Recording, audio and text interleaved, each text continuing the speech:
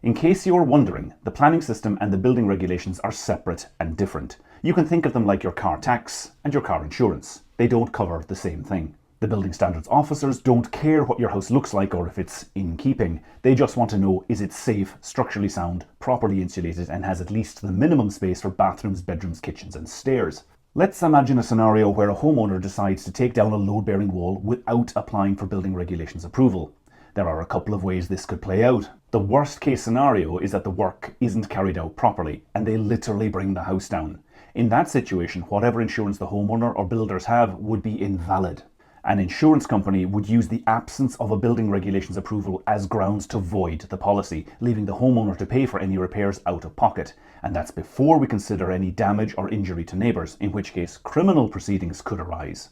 That's an extreme scenario, but a more realistic one is that the work goes to plan, no damage to the house, and eventually the owners try to sell or remortgage the property. In either case, an RICS surveyor will inspect the house, and if they realise that structural work has been carried out without a building regulations approval, no mortgage company will lend against the property. Things can really escalate if the local authority's building standards department get involved. What starts out sounding like a paperwork exercise to submit some drawings, photos and certificates can become a nightmare when the owner realises they actually need to get the builders back to do the work properly. This can include fitting bigger steel beams because no engineer is willing to certify the original work. It could also grow arms and legs if the electrics can't be certified, or new drains weren't laid correctly, or too little insulation was installed.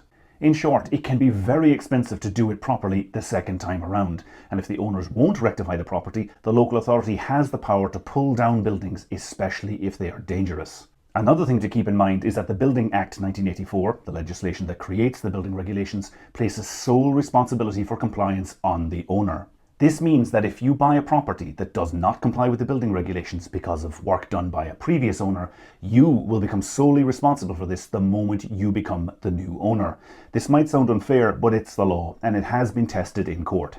I've seen people fall foul of this when buying homes for cash. They don't need to have a survey carried out as part of a mortgage application, so no RICS surveyor picks up the issue. It then comes out when they try to sell the property a few years later and the new buyer needs a mortgage. This is why you should always take appropriate professional advice before buying a property in the UK. You should always have an RICS survey of older properties to check if that property has been changed over the years and whether that work has building regulations approval. Let me know in the comments how you feel about this. And if you are thinking about doing work to your home, buying a house that needs an extension, or renovating a historic listed building, check out my online consultation service. There's a link in my profile.